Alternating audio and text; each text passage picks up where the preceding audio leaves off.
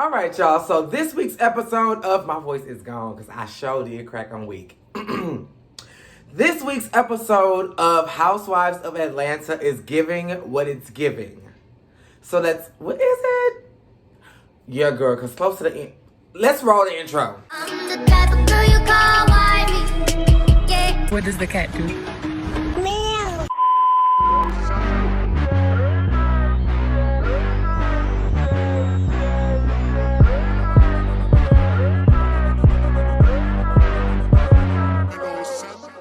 So the episode opens up with Sanya plus 8. Mama said, it's 9 people living in this house. It's me, my husband, my mama, my daddy, my child, my sister, and then her kids.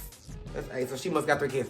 And do they got a dog too? Or was there a mention of a dog, a squirrel? I don't know, but it's a full house, okay? And now emotions are starting to run high. Mama and daddy, I don't know if daddy, I don't know. But mama then went over to Jamaica.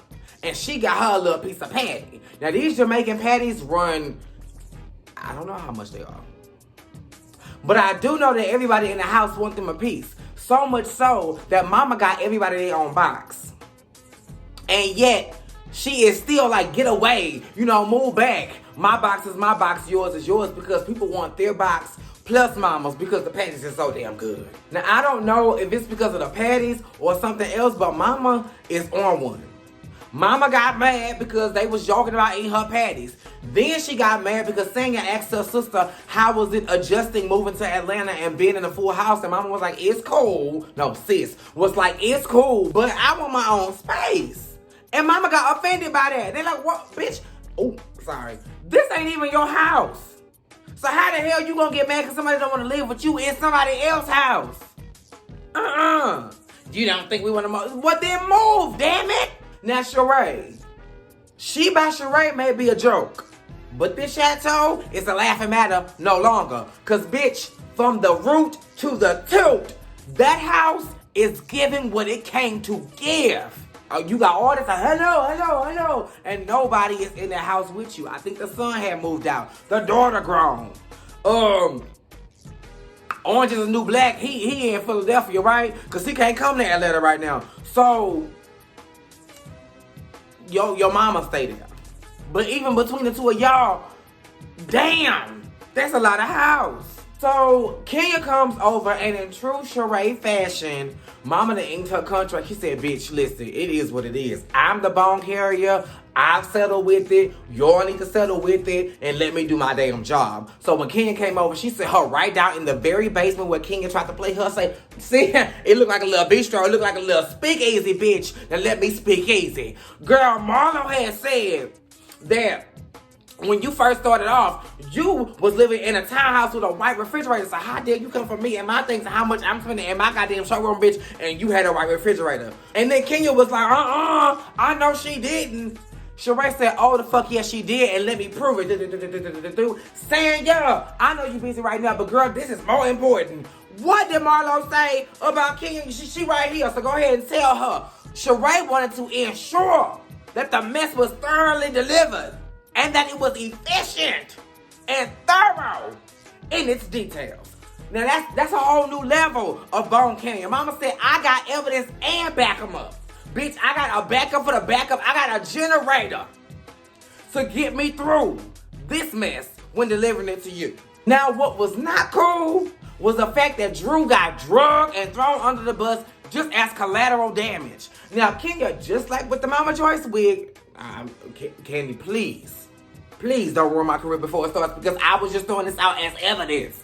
Just like in the Mama Joyce wig incident, Kenya was just trying to defend herself and threw somebody else under the bus. She did the same thing in this scene. She trying to defend herself in her pocketbook. She said, girl, I cannot believe Marlo's out here talking about us and saying these things. She even talked about the French roll of Drew, and we all know that Drew went to Bosley for a hair replacement. If that was not bad enough, she called the girl's procedure a chia pet procedure. Now,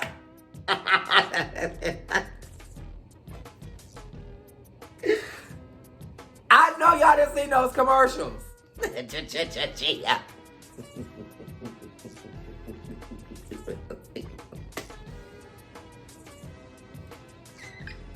You put the C's at the top, and you water it, chia, it grows. Drew, I'm not laughing at. I'm laughing with.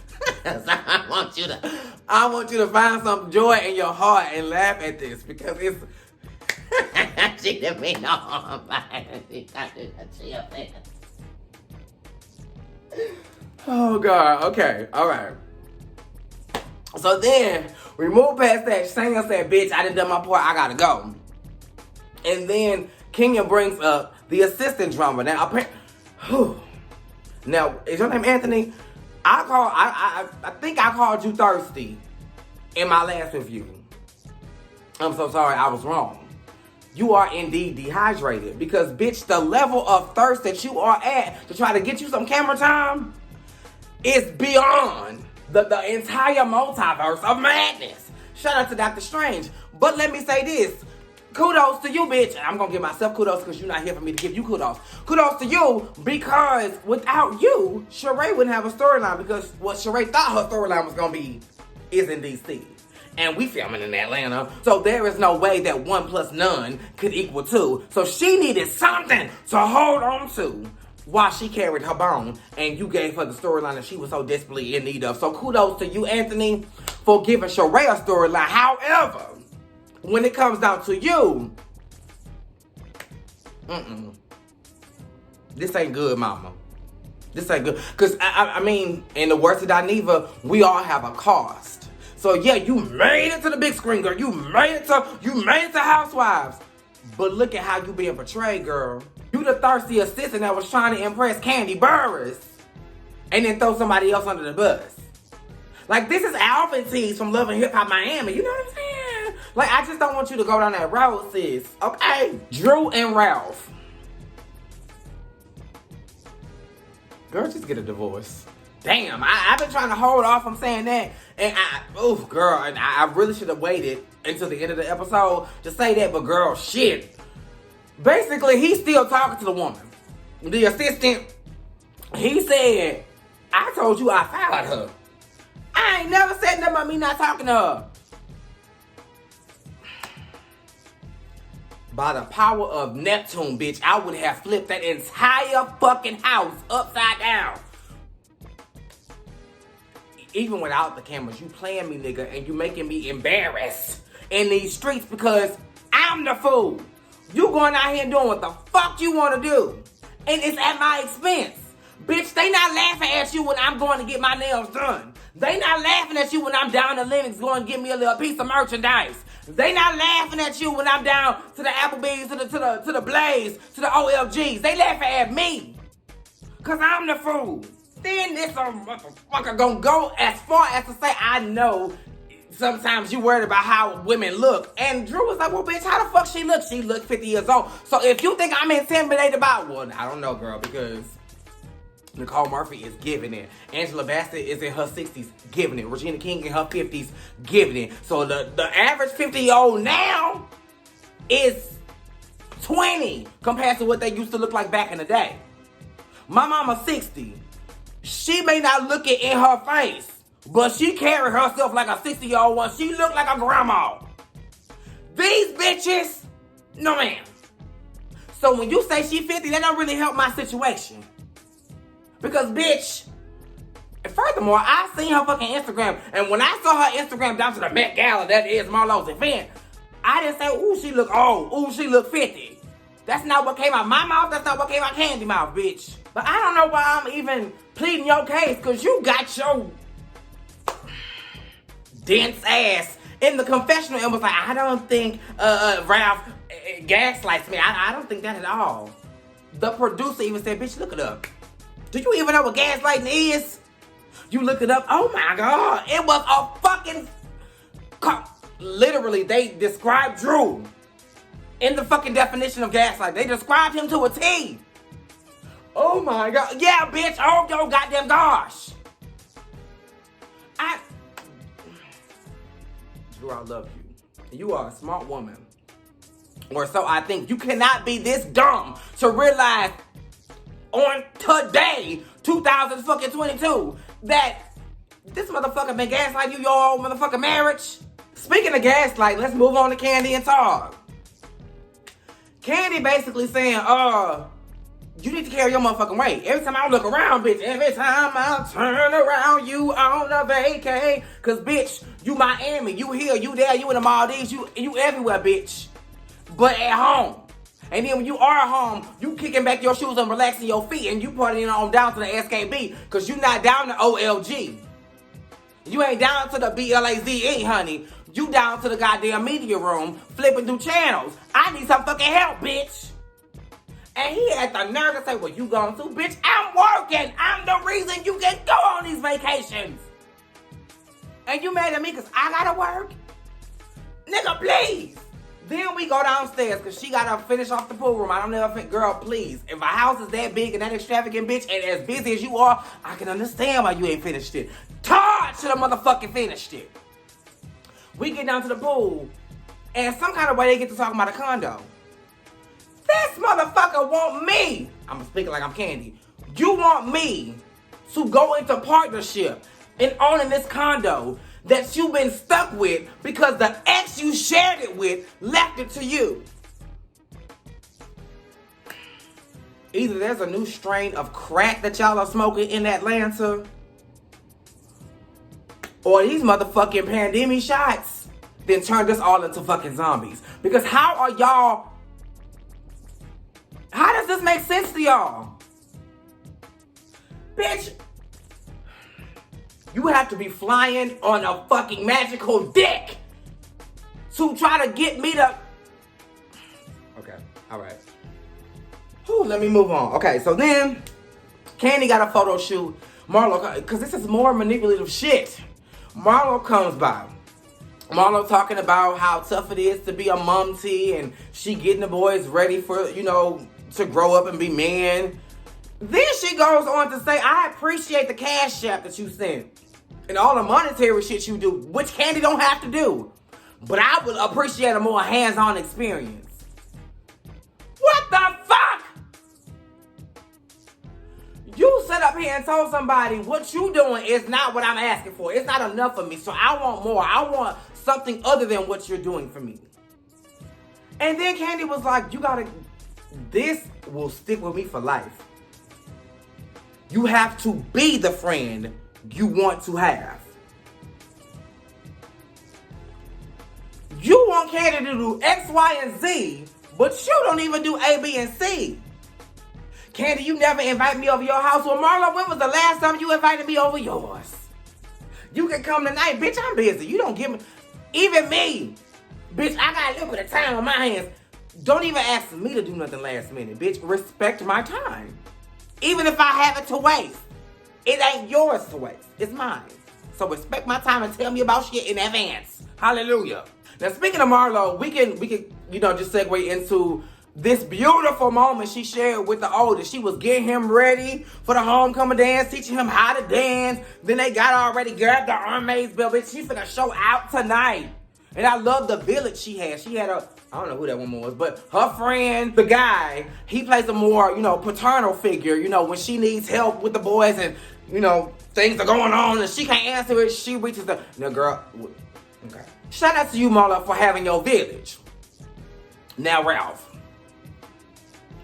First of all, y'all didn't drop it. As soon, y'all did 1, 2. And first of all, 1, 2. Oh my God, saying your ass needs to be the main one. Drop it with Drew. Why is Drew not dropping it? And as soon as you want to get back to your workout, one little dewdrop from on high falls onto the planet Earth. And now girl, it's time to end. It's time. Nobody said, let's take the workout inside. Y'all was ready for it to be over. As y'all going inside, Ralph pulls Drew to the side and it's like, baby, I want to do something romantic. He was like, well, we just need to, how do you put this? Before we can work on our problems, we just need to enjoy each other. Working through our problems helps us to enjoy each other because we know how to deal with one another and communicate effectively. But you want to skip all the hard shit and just have a good time. Cool, I'll take the dinner. Cool. So, girl, he wines and... No, he don't wine and dine. He pays people to wine and dine her. So she getting her hair done, her makeup, spa treatment, new outfit, chauffeur, all of this. And he at the destination waiting. He ain't do none of this shit. He paid for it. But he at the end of the goddamn destination waiting on her. So she gets to his suit shop. I'm pretty sure this was free. And the man just wanted product placement of using his place and it being filmed for Bravo. You had her come to your suit shop and then you tiptoed her outside to the roof. Now it was cute, bitch. It was a setup of all setups. And then you threw it in the complete trash. Now, Drew gets into it. She like, listen, this is amazing. This is everything. But I don't want us to deter away from the fact that we got shit that we need to work on. I don't want extreme highs and extreme lows. So, of course, Ralph wants to get philosophical, but it makes no sense. Now, the first part about the pyramid, unpopular opinion, I agree. He said it's usually God, wife, then I'm at the bottom, no ma'am. He said it's God, me, my wife, my kids, and everybody else. I agree. Simply from the fact of, bitch, you cannot pour from an empty cup. That is my saying, and I live by it. You can't put people first, because what you gonna give them? Y'all want to go Ebonics? Take it to baby boy. Miss Juanita said, how you gonna have love to give to him, Yvette, if you ain't got nothing to give to yourself? Mama gotta have a life too. Hallelujah. So, yeah. I'm not saying be selfish, but you have to make sure that you are your best self so you can be present and your best self for others. Hallelujah. But from there, we start to get into the real na. Drew said, okay, so what about the wrath? Because sometimes in the past, I would withhold what I was really feeling because you got a mean streak and I didn't want your wrath. Even tonight, I'm trying to make sure I don't say the wrong thing to ruin the night. And what the irony of what happened. And then we move on from the wrath and the conversation about the wrath to the gaslighting. He starts gaslighting her. First he goes, if you didn't appreciate tonight, fine, fantastic. If you did appreciate it, fine. And she like, what the? I appreciate. Now she goes into feeling like she's the wrong person. No, that's not what I'm saying. I'm just, oh my God, no, don't touch me. So I'm like, oh my God. Then he goes into, I'm going to get you a session with, what's his name? Dr. Ken. I'm going to get you a session with Dr. Ken so he can teach you how to talk to men in an appropriate way. Bitch, what? So Drew kind of takes it on the chin and she was like, well, I'll do the same for you. I'll get you a session so you can learn how to talk to women. That pissed Ralph off. See, Dr. Ken said you did this little zinger thing. Drew said, well, Dr. Ken said you was a maniac. Let me back up. Let me paint the picture. Ralph said, Dr. Ken said this about you. Are we on the same page? Cool. Drew said, well, Dr. Ken says this about you. Somehow, Drew was the only person wrong in this situation. Fucking Ralph, he went off. First of all, you don't even know what a maniac is. And then when she looked up the definition and it was spot on, I cannot be a maniac. I'm too successful. And plus, Dr. Ken, it's the East Coast thing. It's just, and for the fact for you to repeat what he said, bitch, I would have never, there was somebody toxic like that in my life that always saw my action as an action and not a reaction. Everything I did, let me stop talking about me. Everything Drew was doing in that moment as it referred to Dr. Ken was in response to what Ralph said to her. Yet, none of that matters. It's just all about what Drew...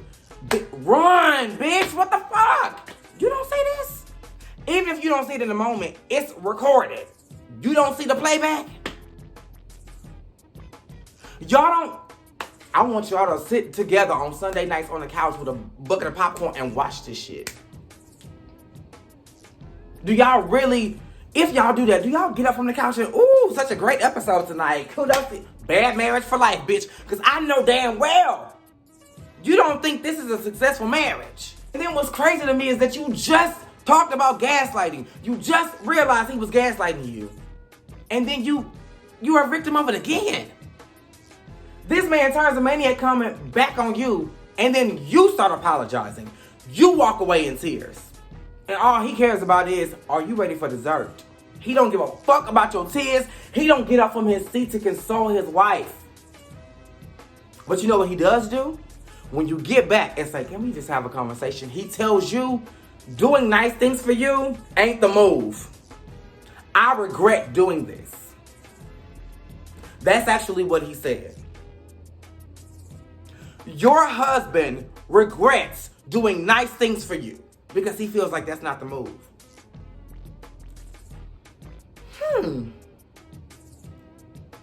But what is the move is going off to Tampa for 3 days. Talking inappropriately to a former assistant, firing her and still keeping conversation, and then keeping her abreast to the things that are happening in your house. That's what he feels is the right thing to do. Y'all, this episode gave what it gave. I need to go and watch Chasing Atlanta so I can give y'all that. Ooh. I think I may be back next week, because girl, this is crazy. Same place, same time.